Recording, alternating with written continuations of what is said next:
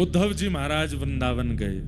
इधर देखिए सब लोग, ये बात सबको पता है कि उद्धव जी को भगवान ने भेजा था और कहा था कि उद्धव ब्रज बिसरत नाही, उद्धव मोहे ब्रज बिसरत नाही। एक प्रकार से अगर मैं कह दूं, यहां पर महाभागवत उद्धव जी का परिचय होगा इस कथा में आपको।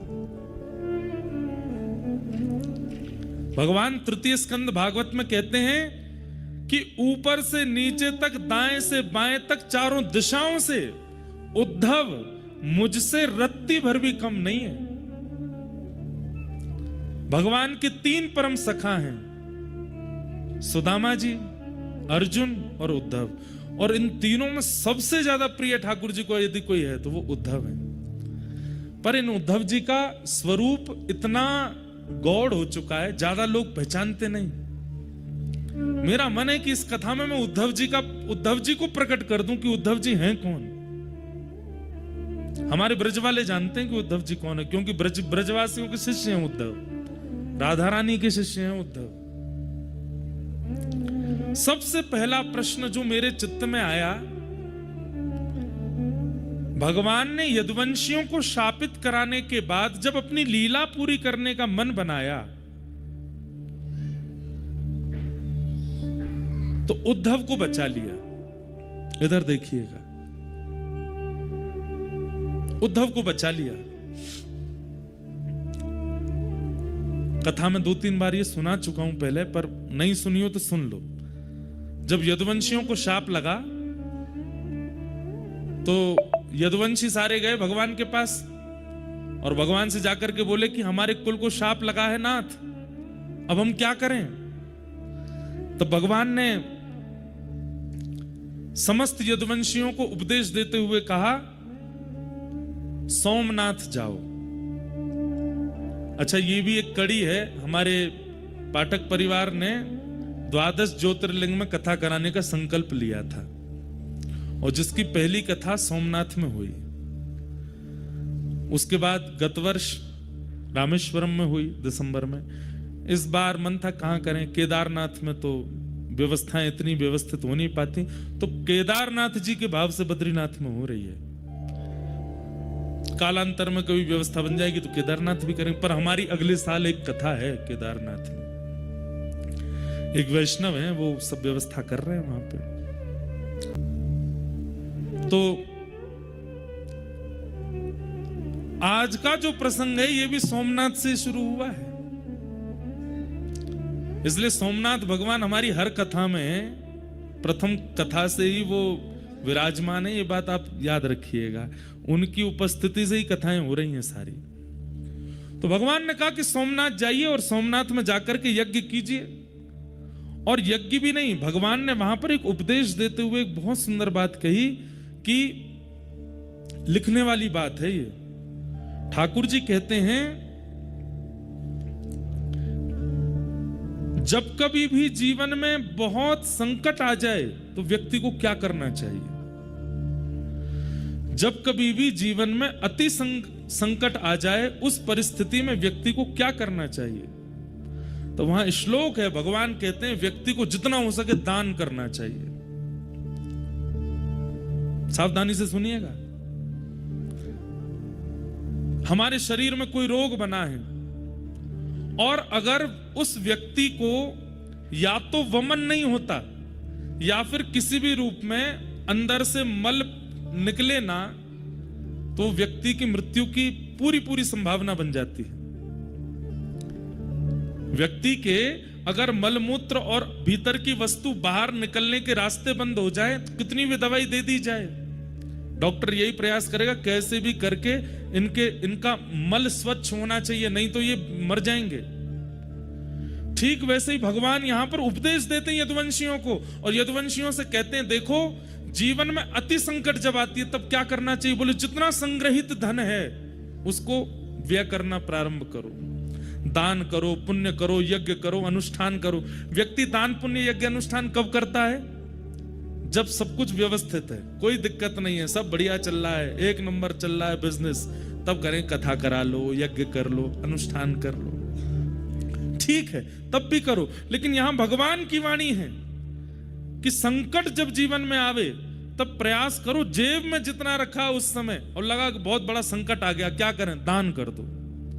अभी जेब में डालो, कितने हैं निकाल दो, कहीं से लाओ, कुछ दान पुण्य, इतना भी नहीं कि सब खत्म ही कर दो, पर कुछ दान करो। ठाकुर जी कहते हैं दान करते ही आप अनुभव करेंगे कि कुछ कुछ प्रतिशत जो आपका कष्ट है वो घटने लगेगा। क्यों? संग्रहित धन ही कष्ट का कारण बना है, और उसको जैसे ही आप दान करोगे ठीक हो जाता है। तो भगवान ने यदुवंशियों से कहा कि आप सब लोग सोमनाथ चलो, और सोमनाथ में जाकर के हम लोग यज्ञ करेंगे, दान करेंगे, और वहां सोमेश्वर महादेव से प्रार्थना करेंगे। जिस प्रकार आपने चंद्रमा के शाप का हरण किया, यदुवंशियों के शाप का भी हरण करो। यदुवंशी सब खुश हो गए, वाह वाह वाह वाह वाह, चलो चलो चलो, तैयारी करो। पर दूर बैठे उद्धव भगवान की ओर देख रहे थे, और भगवान की ओर देखते हुए कह रहे थे, बोले नाथ आप ये सब क्या कर रहे हैं, मैं सब समझ रहा हूं। क्यों? अरे द्वारिका में कितनी यदुवंशी हैं पता है? भगवान का कुल कितना बड़ा है? कहते हैं कि द्वारिका जब विराजमान थी उस समय द्वारिका के बच्चों को पढ़ाने के लिए, अनुमान लगाइएगा, 4 करोड़ अध्यापक हैं, और एक अध्यापक के नीचे 40 बच्चे पढ़ते हैं। अब बच्चों से हिसाब लगाओ कितने बच्चे हैं, कितने इनके माता पिता हैं, कितने इनके दादी दादा हैं, उससे अनुमान लगा लीजिए कि यदुवंश कितना बड़ा था। जो समुद्र में डूब चुकी द्वारिका वो छोटी नहीं थी, विशाल थी। इतने बृहद यदुवंश था कि ठाकुर जी को एक दिन चिंता हो गई, और ठाकुर जी एक दिन रुक्मणी जी से बोले मथुरा अच्छा था, व्रज अच्छा था। बोले क्यों? यहां कभी कोई उत्सव ही नहीं होता, कभी कोई मनोरथ ही नहीं होते, कभी कुछ होता ही नहीं है बढ़िया, द्वारिका जब से बनी है। तब एक दिन वसुदेव जी ने कन्हैया से कही, बोले लाला हमारो यदुवंश इतना बड़ो है, इतना बड़ो है, कभी कोई की मृत्यु है जाए, कभी कोई को जन्म है जाए, कभी हम सूतकन में रहे, कभी हम सोवरन में रहे, कब पता चली सूतक दूर भयो तो सोवर है गए, सोवर भयो तो सूतक है गए। अरे 3-3 सूतक चल रहे हैं एक साथ, क्यों? इतना बड़ा परिवार है। भगवान बोले करता हूं इसका निधान, और भगवान ने सूतक, सोवर, पातक आदि सब लोगों को बुलाया, उनमें शाप भी आया, और सबसे भगवान ने कहा देखो तुम लोग किसके लिए बने हो? लोग किसके लिए बने हैं? मानवों के ऊपर चढ़ने के लिए बने। बोले मानवों के ऊपर ब्रह्मा ने बनाई हुई जो सृष्टि है वहां जाकर के आक्रमण करो। ये भूमि द्वारिका की ब्रह्मा ने नहीं बनाई, ये भूमि तो विश्वकर्मा ने बनाई है, इसलिए यहां आप आकर के विघ्न मत डालो। और उस दिन से द्वारिका में नियम बन गया, किसी की भी मृत्यु होती है, किसी का भी जन्म होता है, तो मृत्यु जिस घर में होती है उन लोगों को सेवा दी जाती है कि भाई तुम लोग 13 दिन का अपना सब क्रम करो, बाकी पूरे नगर में सूतक नहीं लगता, और बालक के जन्म होने पर सोवर नहीं लगता। और तब से द्वारिका में उत्सव प्रारंभ हो गए। लेकिन आज जब सब यदुवंशी आए कि शाप लग गया, यदुवंशी जब चले गए तो उद्धव ने यही बात भगवान को याद कराई। बोले आपने ही सबको बुला करके कहा था यहां पर कि ना सूतक लगेगा, ना पातक लगेगा, ना शाप लगेगा, ना आदि आदि। भगवान ने तुरंत उद्धव का मुंह बंद किया, चुप, बोलना नहीं है बात, कोई सुन ना ले। बोले मुझे सच सच बताइए यदुवंशियों को शाप लगा है? ठाकुर जी बोले नहीं लगा। और आप इनको नाव दरिया पार करा करके सौराष्ट्र ले जाएंगे सोमनाथ, और वहां चरण रखते ही इनको शाप लग जाएगा? ठाकुर जी बोले हाँ, आप शाप लगवाने ले जा रहे हैं इनको, शाप मुक्त कराने नहीं लेके जा रहे हो। क्यों? भगवान बोले उद्धव बल सुनिएगा, इतनी सुंदर, मैं तो मतलब मुझे कभी कभी ये लग रहा है मैं श्रोता क्यों नहीं हूं, मैं वक्ता क्यों हूं, इतनी अच्छी वाणी है। ठाकुर जी क्या कह रहे हैं? उद्धव बल अगर पराधीन है तो वो वही बल राक्षस बन जाता है। इसलिए बल सदैव किसी के अधीन होना चाहिए। यदुवंशियों में बल है, पर ये धीरे धीरे धीरे धीरे सब पराधीन होते जा रहे हैं, ये मेरे अधीन नहीं है। और एक दिन ऐसा आएगा कि यदुवंशी अपने बल की पराधीनता से पूरी पृथ्वी का भक्षण कर लेंगे, क्योंकि मैं ईश्वर हूं इस बात का अभिमान करते हैं। इस बात की धन्यता नहीं है इनके अंदर कि हम भगवान के वंशज हैं। कितनी अच्छी बात कह रहे हैं ठाकुर जी कि बल चाहे बुद्धि का हो, बल चाहे धन का हो, बल चाहे शरीर का हो, बल चाहे विवेक का हो, वो सदा पराधीन होना चाहिए, दूसरे के अधीन होना चाहिए। अगर आपका बल और उस बल के ऊपर कोई दंड देने वाला नहीं है तो आप अपने बल से राक्षस बन जाओगे। रावण राक्षस कैसे बन गया? बल को नियंत्रित करने वाला ऊपर कोई है नहीं। हिरण्यकश्यप राक्षस कैसे बन गया? कंस राक्षस कैसे बन गया? क्योंकि उस बल को अंकुश लगाने वाला कोई नहीं है ऊपर। और मानव भी, हम आप सब भी राक्षस क्यों बन जाते हैं? जब हम अपने बल का, हमको कोई अंकुश नहीं होता, उस बल के ऊपर कोई पराधीनता नहीं होती।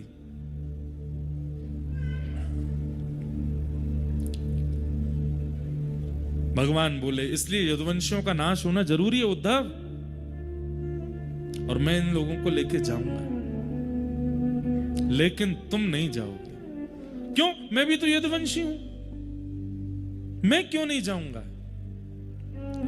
तो भगवान बोले उद्धव, कोई तो एक रहना चाहिए ना जो मेरी भक्ति का, मेरे भाव का, मेरे ज्ञान का, मेरे धर्म का आगे तक प्रचार कर सके। और फिर इसी विषय को ठाकुर जी यहां उद्धव के चित्त में विरक्ति आवे, भक्ति आवे, त्याग आवे। और वो कैसे आएगा? उद्धव यहां प्रश्न करता जा रहा है और ठाकुर जी उसको उत्तर देते जा रहे हैं। वही उद्धव कृष्ण संवाद है। अब हम चलते हैं, ये मध्य का भाग छोड़ दिया मैंने, जो उद्धव कृष्ण संवाद है।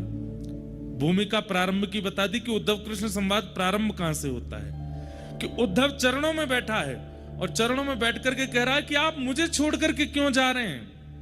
मुझे भी शाप क्यों नहीं लगवा रहे हैं? मेरा पूरा परिवार है, मैं भी यदुवंशी हूं, आप मेरे भाई हैं, ये सब मेरे चाचा ताऊ सब मेरे हैं, मुझे भी अपने साथ ले जाइए, मुझे अकेला क्यों छोड़ के जा रहे हैं? इसी ज्ञान का उपदेश देने के लिए ठाकुर जी अब यहां उद्धव को उद्धव गीता सुनाएंगे और उद्धव धीरे धीरे प्रश्न करेंगे और ठाकुर जी उनको बताएंगे। अब चलते हैं इसके अंत में। अंत में क्या होगा?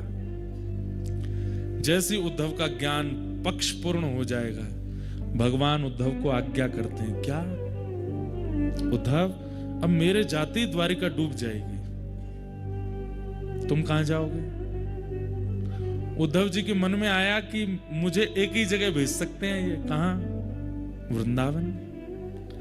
क्योंकि मैं शाम तक की कह के गया था इनसे कि मैं शाम को आ जाऊंगा, और 6 महीने तक उद्धव नहीं आए थे लौट करके। और उद्धव जी ने वहां पर झोली फैला करके मांगा भी था, आशा महो चरण रेणुज श्याम हम श्याम वृंदावने किमपि गुलमलतोषधीना। उद्धव जी के मन में आ चुका है कि ये मुझे व्रज जाने को कहेंगे, और उद्धव जी थोड़ी तैयार भी उसी तरीके से होने लगे थे।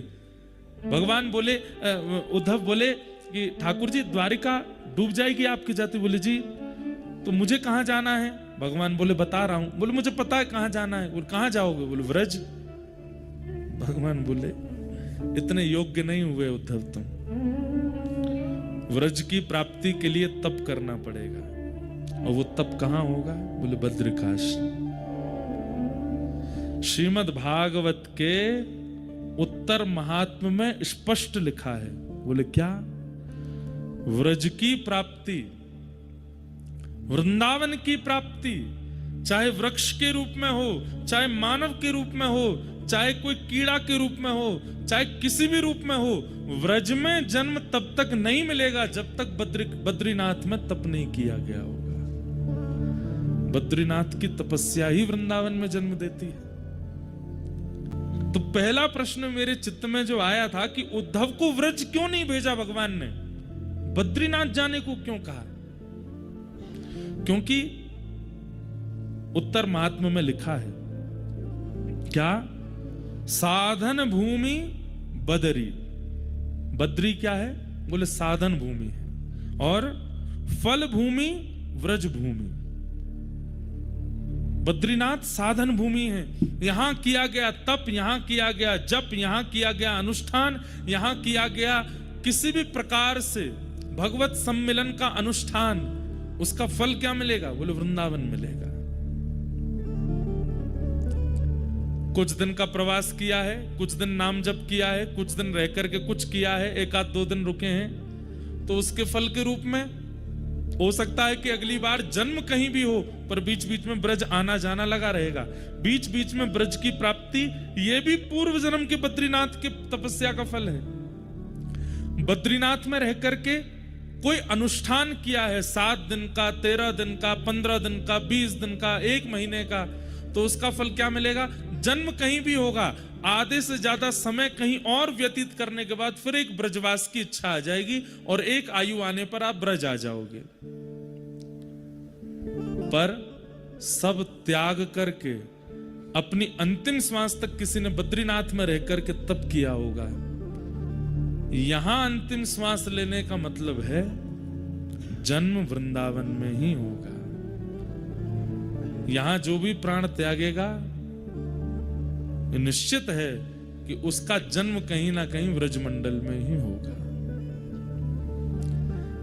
उद्धव ने झोली फैला करके मांगा है कि मुझे व्रज की प्राप्ति हो, तब भगवान आज जाते जाते कहते हैं उद्धव तुम बद्रीनाथ जाओ। उद्धव घबरा गए, बोले आपने व्रज जाने को नहीं कहा, जबकि आप जानते हैं कि ब्रजवासियों से, किशोरी जी से और व्रज से मेरा इतना प्रेम है, फिर भी आपने मुझे व्रज में निवास करने की आज्ञा नहीं दी, आप कह रहे हो बद्रीनाथ जाओ। तो भगवान प्रसन्न होकर के बोले व्रज ऐसे ही नहीं मिलेगा उद्धव, उसके लिए तुम्हें बद्रीनाथ में तप करना पड़ेगा, इसलिए तुम बद्रीनाथ जाओ। सोचिए, ये बात बोलने में आपको कैसा सुनने में लगा मुझे तो नहीं पता, पर कहते कहते मेरे तो रोंगटे खड़े हुए कि मेरा जन्म व्रज का है, और ये मेरे कौन से जन्म के तप का फल है, इसलिए बद्रिकाश्रम इतना प्रिय लगता होगा। और एक और बात, जरूरी नहीं है व्रज में जन्म लेने वाला हर व्यक्ति बद्रीनाथ में तप करके गया होगा, क्योंकि व्रज में जन्म लेकर के व्रज को ही नहीं जानता, ऐसा व्यक्ति का व्रज में जन्म लेने का कोई अभिप्राय नहीं। पर व्रज में जन्म लेकर के व्रज की महिमा जाने, रज की महिमा जाने, किशोरी जी की महिमा जाने, ठाकुर जी की महिमा जाने, यमुना जी की महिमा जाने, समझो वो पूर्व से बद्रीनाथ में तप करके आया है, तभी उसको व्रज मिला है। तो यहां एक रात्रि भी आप रुकते हैं, अगले जन्म में कम से कम वो 10 रात्रियों के रूप में व्रज की प्राप्ति होगी। यहां जितना लंबा समय, एक हमारे पंडित जी हैं, वो तो 6 महीना धरती पर रहते हैं, मतलब नीचे रहते हैं, और 6 महीने यहां रहते हैं, ऐसा तप करते हैं, और उनको साक्षात शंख चक्र गदा पद्मधारी नारायण के दर्शन हुए इसी बद्रीनाथ में। तो जो पहला प्रश्न मेरे मन में था कि उद्धव को वृंदावन क्यों नहीं भेजा, उसका समाधान आज मिला। क्यों? क्योंकि सीधे वृंदावन ठाकुर जी कह रहे हैं ऐसे नहीं मिलेगा, वाकई लैया तो व्रज में बद्रीनाथ में तप करना पड़ेगा। नारायण क्यों बैठे हैं यहां तप में, उसके पीछे भी 2 कारण हैं, बहुत सावधानी से सुनिएगा। जगत नियंता जगदाधार परमात्मा को क्या आवश्यकता है तप में बैठने की, वो तप में क्यों बैठे हैं? तपस्या वो करता है जिसको कुछ चाहिए हो, या तपस्या वो करता है जो भगवत दर्शन करना चाहता हो। स्वयं भगवान है, स्वयं सर्वसमर्थ हैं, जिनकी भ्रगुटी टेढ़ी होने पर पर्वत बन जाते हैं, जिनके मुस्कुरा जाने पर समुद्र में लहरें आ जाती हैं, जिनके क्रोध हो जाने पर भूमि बीच से फट जाती है और नूतन प्रलय हो जाता है, उन परमात्मा को तप में बैठने की क्या आवश्यकता है? दो कारण। पहला कारण,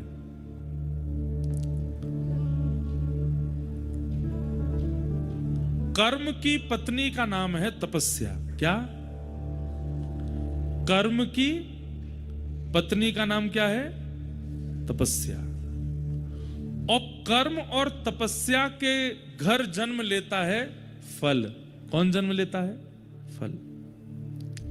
आपके और मेरे जीवन में ये तीनों नहीं है, केवल दो हैं।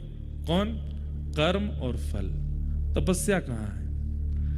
और बिना तपस्या के फल का जन्म होगा नहीं। चाहे आप सतयुग में देख लीजिए, चाहे आप त्रेता में देख लीजिए, चाहे आप द्वापर में देख लीजिए, चाहे वो सामान्य मानव हो, ऋषि हो, राक्षस हो, सबको तप करना पड़ता है। हम क्यों नहीं करते? क्योंकि हम सबके नाम से तपस्या बद्रीनाथ भगवान कर रहे हैं। हमें केवल कर्म कर, कर्मण्येवाधिकारस्ते मा फलेषु कदाचन, भगवान गीता में कहते हैं तुम केवल कर्म करो, फल देने की क्षमता मेरी है, फल मैं दूंगा। क्यों? क्योंकि कर्म की पत्नी तपस्या भगवान के पास है। प्राचीन काल में, अन्य युगों में बिना तपस्या किए कर्म का फल नहीं मिलता था, लेकिन कलिकाल में व्यक्ति कर्म करता और उसको फल की प्राप्ति हो जाती है। कैसे? क्योंकि बद्री विशाल भगवान यहां तप कर रहे हैं प्रत्येक मानव के लिए, चाहे वो भारत का है, चाहे वो विदेश का है, पृथ्वी पर जन्मा है तो जन्म लेते ही उसके नाम का संकल्प लेकर के बद्री विशाल भगवान बैठते हैं। तू बस कर्म किए जा, फल की चिंता मत कर, फल मैं दूंगा। क्यों? तपस्या से फल का जन्म होता है और वो तुम्हें भेजता रहूंगा। इसलिए मैं प्रार्थना करके कहता हूं, हर जीवात्मा को प्रयास करे कि वो हर साल बद्रीनाथ जरूर आवे और बद्री विशाल भगवान से प्रार्थना करके कहे, नाथ कर्म मैं करता हूं, तपस्या आप करते हैं, फल मुझे मिलता है। आज तक मुझे जो भी मिला और भविष्य में जो भी मिलेगा सब आपकी कृपा है, सब देने के लिए मुझे धन्यवाद। तो धन्यवाद ज्ञापन करने के लिए एक बार जरूर बद्रीनाथ आना चाहिए। तो पहला कारण, भगवान बद्री विशाल यहां तप क्यों कर रहे हैं? ताकि हमें फल मिल सके। इसलिए जब बद्री विशाल भगवान का दर्शन करो तो दो विधियां हैं। पहली विधि, अपना गोत्र बोल करके प्रणाम कीजिए। आपका नाम गोत्र क्या है? इंद्रेश उपाध्याय भारद्वाज गोत्र उत्पन्नो हो कह करके प्रणाम करो। और यदि आपकी दीक्षा किसी परंपरा में हो चुकी है तो अपने अष्टाचार्यों का, अष्टाचार्य नहीं तो 4 आचार्यों का, 4 नहीं तो कम से कम अपने पूर्व के 2 आचार्यों का। और यदि आचार्यों के नाम ही याद नहीं है तो लक्ष्मीनाथ समारंभाम नाथयामुन मध्यमाम अस्मदाचार्य पर्यंताम वंदे गुरु परंपराम। अपने गुरु का नाम लेकर के प्रणाम करो। तो क्या होता है? ठाकुर जी तप में बैठे हैं, जैसे ही आप जाकर के कहते हैं कि इंद्रेश उपाध्याय भारद्वाज गोत्र उत्पन्न करता हूं, आपको प्रणाम करता हूं, श्री कृष्णचंद्र गुरुदेव की ओर से आपको प्रणाम करता हूं, श्री ग्रंथ ध्वजाचार्य गुरुदेव की ओर से आपको प्रणाम करता हूं, श्री रामानुजाचार्य गुरुदेव की ओर से आपको प्रणाम करता हूं, श्री नाथ मुनि स्वामी जी की ओर से आपको प्रणाम करता हूं, यामुनाचार्य जी की ओर से आपको प्रणाम करता हूं, सटकोप स्वामी जी की ओर से आपको प्रणाम करता हूं। तो तप में बैठे हुए भगवान जैसे आचार्यों का नाम और आपका नाम गोत्र जैसे ही सुनते हैं तो एक क्षण के लिए बद्री विशाल भगवान के नेत्र खुल जाते हैं। क्यों? क्योंकि आपका गोत्र वो जानते हैं। क्यों? आपके लिए तप कर रहे हैं। जैसे ही आप अपना नाम गोत्र बोलते हैं वे तुरंत नेत्र खोलते हैं, फिर बंद कर, मतलब एक क्षण के लिए कृपा दृष्टि कर देते हैं। तो बद्री विशाल भगवान तप में क्यों बैठे हैं? ताकि हमको हमारे कर्म का फल मिल सके। दूसरा, व्रज में ठाकुर जी का प्रादुर्भाव होता है और उस व्रज की पुनः प्राप्ति ठाकुर जी भी करना चाहते हैं। वैसे तो निरंतर ठाकुर जी वृंदावन में ही रहते हैं, कभी जाते नहीं, लेकिन पुनः जब द्वापर युग आएगा फिर से चतुर्युगी जब चलेगी, एक मनवंतर पूरा होगा, उसके बाद फिर से नंद यशोदा आएंगे और फिर से ठाकुर जी व्रज में आ सकें, उसके लिए बद्रीनाथ में तप कर रहे हैं कि मुझे वृंदावन प्राप्त हो, मुझे ब्रजवासी प्राप्त हो, श्री जी प्राप्त हो, यमुना जी का तट प्राप्त हो। सोचिए, यहां पर ठाकुर जी भी तप इसलिए करते हैं कि उनको वृंदावन मिले, इसलिए श्री भद्रविशाल भगवान यहां तप में बैठे हैं। हरि हम कब होंगे ब्रजवास, हरि हम कब होंगे ब्रजवास। गाइए, हरि हम कब होंगे ब्रजवास, हरि हम कब होंगे, हरि हम कब होंगे ब्रजवासी, हरि हम कब होंगे। ठाकुर नंद किशोर हमारे,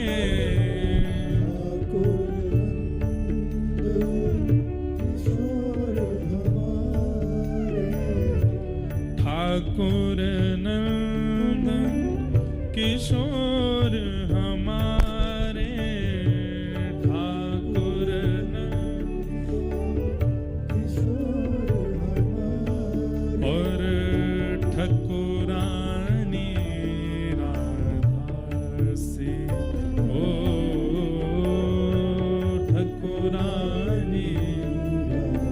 गाइए, हरि हम कब होंगे ब्रजवासी, हरि हम कब होंगे। ये पद तो नित्य बद्रीविशाल भगवान के सामने गाने वाला नर नारायण पर्वत को सुनाते हुए इस पद का गायन करना है, क्योंकि यही भूमि, पिछली बार मेरी कथा हुई थी तो यहाँ के उस काल के धर्माधिकारी जी आए थे और उन्होंने इतनी सुंदर बात कही कि बीज लगता है बद्रीनाथ में, वृक्ष प्रकट होता है बद्रीनाथ में, लेकिन शाखाएं लंबी लंबी जाती हैं, कुछ द्वारिका की ओर गई, कुछ जगन्नाथपुरी की ओर गई, कुछ दक्षिण की ओर गई, लेकिन जिस शाखा में फल लगता है वो शाखा जाती है ब्रजमंडल की ओर, जिसमें फल लगता है, जिस फल में क्षुधा निवृत्ति की स्थिति भी है, रस भी है, स्वाद भी है, वो फल तो व्रज में जाकर के प्रकट होता है, पर उसका बीज बोया यहीं जाता है। बंधुओं, वृंदावन की पहचान पूरे विश्व को किसने कराई? श्रीमद् भागवत। वो भागवत कहां प्रकट हुआ? यहीं, बीज यहीं बोया गया था, लेकिन वो विशाल वृक्ष प्रकट होकर के डाल पहुंची कहां? वृंदावन में। भागवत के सबसे ज्यादा वक्ता कहां है? भागवत के सबसे ज्यादा वक्ता वृंदावन में, भागवत कथा सबसे ज्यादा वृंदावन में। श्रीमद् भागवत जी का पठन पाठन कराने वाले विद्यालय भी सारे वृंदावन में, जबकि भागवत जी का विद्यालय यहां होना चाहिए, ये जन्म स्थान है। नहीं, सब इंटरकनेक्टेड हैं। बद्रीनाथ का एक ही फल है कि वृंदावन की प्राप्ति होती है। इसलिए ये पद तो बद्रीविशाल भगवान के सामने गाना है। हरि हम कब होंगे ब्रजवासी, हरि हम